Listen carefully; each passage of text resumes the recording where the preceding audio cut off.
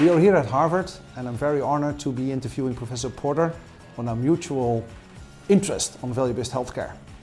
Professor Porter, last year you were in the Netherlands. You were discussing with us the value-based healthcare agenda in the Netherlands. There was a session made possible by Value-Based Healthcare Center Europe, Medtronic, and Amgen. We had a wonderful session, as you know. This year, what would you think would be the most important thing for us to discuss? Well, of course, the value-based healthcare agenda is a complicated agenda, and it will be rolling out for many, many years to come. Because with value-based healthcare, you're never finished. You can always be better. You can always take it further.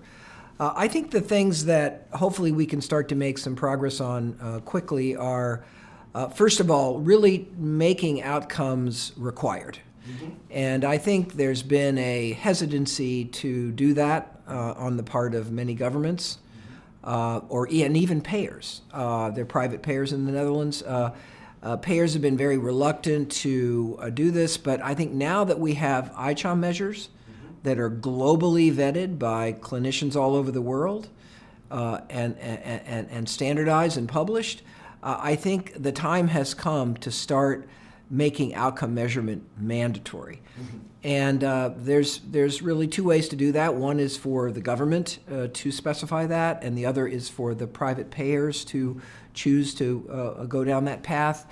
I think perhaps some combination of the two might be the best approach, but my view is there's no need for further delay in actually making outcomes part of every patient's care. For most of the major conditions. Obviously, we don't have standards across every medical condition, but we have standards covering a lot of the disease burden. And so let's get started, where we have those standards, and then the standards are going to be rolled out. So I think that would be one key priority. I think we also have an opportunity to do something that you and I have not talked too much about in the past, but we in healthcare we locked in on process and structural measures because they were much easier to measure. Outcomes were complicated and controversial and scary to measure. But I think, and obviously we're making progress on outcome measures, but I think there's a new kind of structural measure and process measure sets that we could put in place. We have that to some extent in organ transplantation here in America. You have to essentially report that you have a multidisciplinary team. If you don't have a multidisciplinary team, you're not qualified. You have to specify and really demonstrate that you have actually met as a team and coordinated care. So I think if we took value-based thinking and the IPU model and translated that into a new generation of structural measures, I think we could make that whole process much more useful in stimulating the formation of IPUs across many, many more provider organizations. Now, to be more adventurous, we would also start specifying minimum volume standards. That if you are going to provide care for breast cancer, then you have to demonstrate that you have a certain minimum volume standard demonstrated in the literature. So the point is that we have the Joint Commission here in America. We have the International Joint Commission. We have a lot of healthcare organizations are put through torture to get certification. What if we change the certification to be about value-based healthcare principles and IPU principles? I think that hopefully is a step that we can take. And there's a lot of conservatism in moving in this direction, but I'm hopeful that we can achieve that. I think the final thing that I would mention is I do believe there's been a lot of progress on forming IPUs. There's been a lot of progress on reimbursement reform. I think the goals of reimbursement reform are quite well understood, and I'm delighted that some of the payers, including private payers, are starting to be pioneers. Okay. The one area where I think value-based healthcare has come recently, I think we need to drive this much more rapidly, and that is in the whole field of primary care.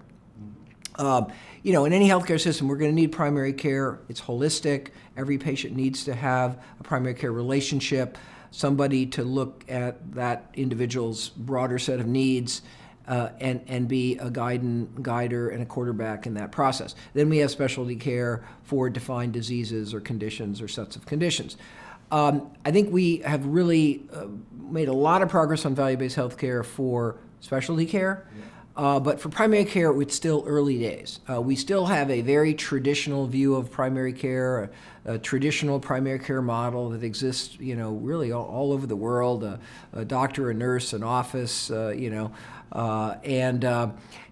we are starting to understand that we can bring value-based principles also to primary care. We've published a number of articles on that, but that is just rolling out now. And the key idea in value-based primary care, number one, is you've got to segment the patients. A primary care model can't take care of anybody with any problem. You've got people in primary care that are very healthy adults. They need a different set of services than people that are quite old and maybe have multiple morbidities or comorbidities.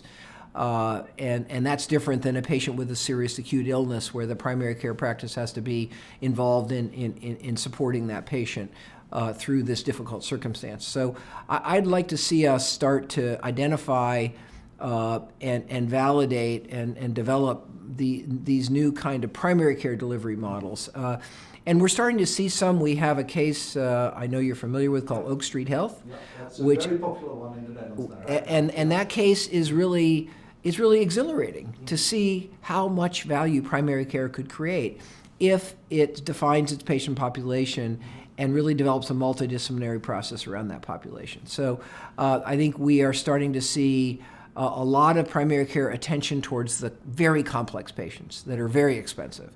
And let's organize to provide care to very sick patients very, very efficiently, because we can do it a lot more efficiently. I think we need to learn about how to deal with other patient populations. And I also think we need to move away from kind of the traditional idea that primary care is only provided in a primary care physician's office.